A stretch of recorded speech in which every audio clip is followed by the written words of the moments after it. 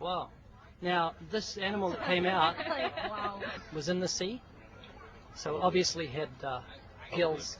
When it came up out of the land, did it have lungs onto the land? It could have either been amphibious or possibly even just had to evolve from having gills and not being able to survive without them.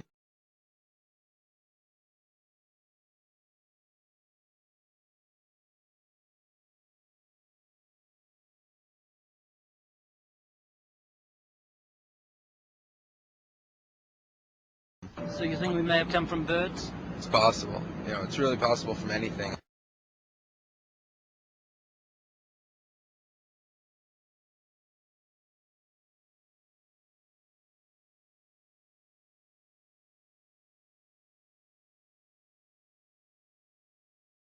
The first dog that came out, well, it came up as a reptile, whatever it was, from an amoeba that was in the water that had gills and developed lungs and came up onto the land as a reptile.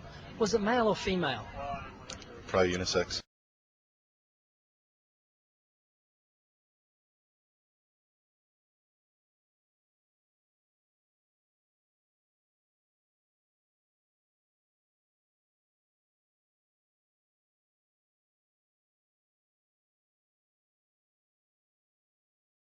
So when did it, and why did it change from asexual to bisexual, having male or female?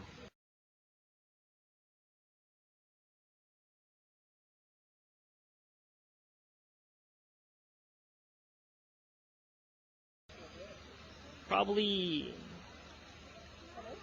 when it, maybe from hydras or maybe some form of, meiosis, like between a male and a female.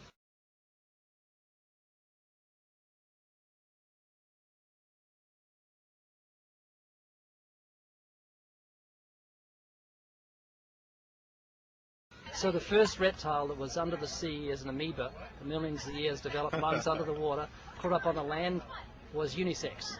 Probably. Probably. Probably. I can't say for sure.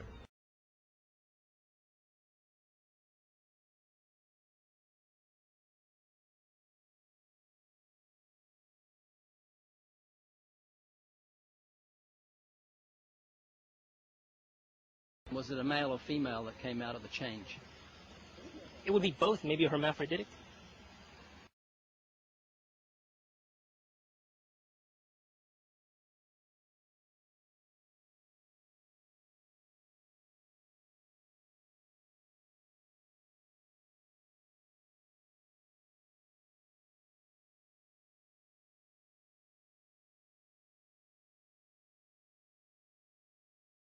So do you think we could have evolved from horses? Sure.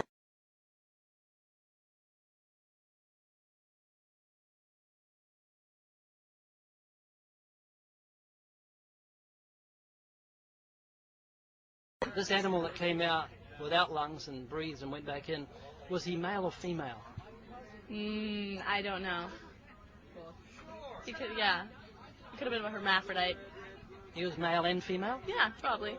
And he was alone? I don't know. Could have been. So he could have been alone? Could have been alone. So how did he reproduce? I don't know. Asexually. He split in two? He could have. Yeah. And this is the evidence that this teacher gave you? His was a lot more in depth, but I don't remember it all. Sorry.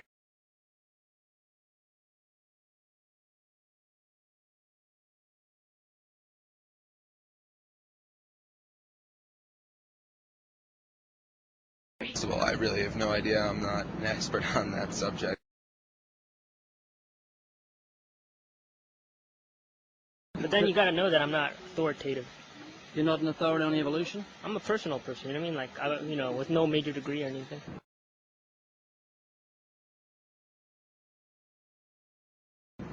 Do you think God had anything to do with this? That's an area I have never explored, but it's hard not to believe that sometimes.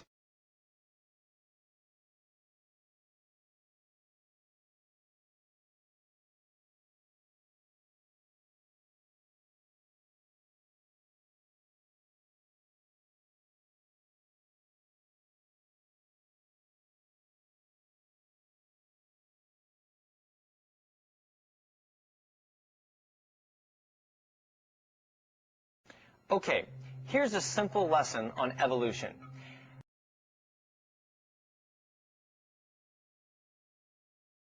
The theory of evolution basically teaches that every living creature, like you and me, evolved from a single cell billions of years ago.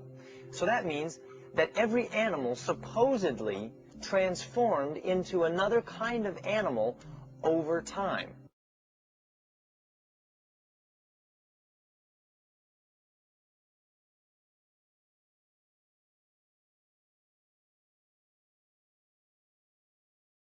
Now, the big problem evolutionists have is that they're finding a huge gap in the fossil record.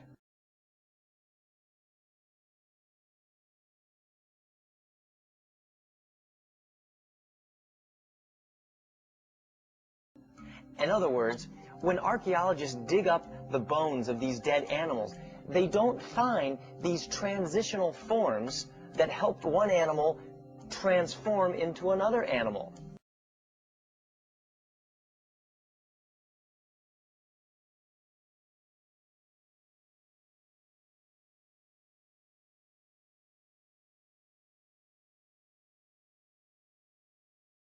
And if you don't have those bones, you can't prove evolution ever happened.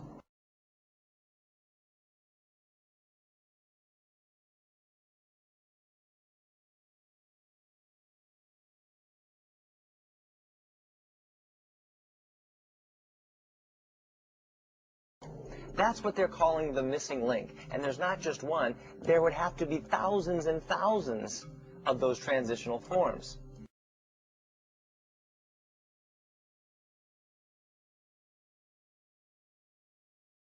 The truth is, they're not missing at all.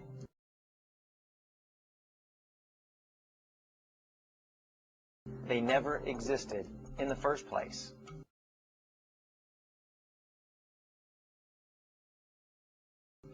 Now, maybe you're asking, what about the proof? I mean, what about those science teachers that showed us those drawings of apes all hunched over and then eventually straightening themselves up and becoming very man-like?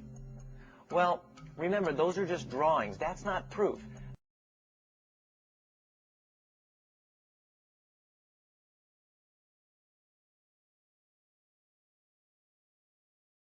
The real proof is in what we can find in the fossil record, the bones that we dig up, and that's what's missing, the actual proof.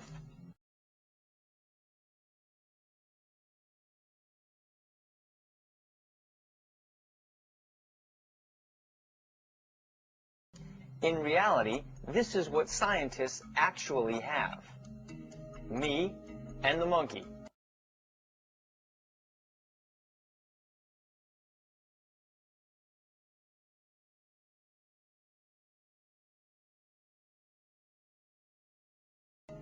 Apes and humans. The supposed transitional forms are what are known as the missing links. But the truth is, there is no missing link. There's nothing to link apes to human. The supposed transitional forms simply don't exist.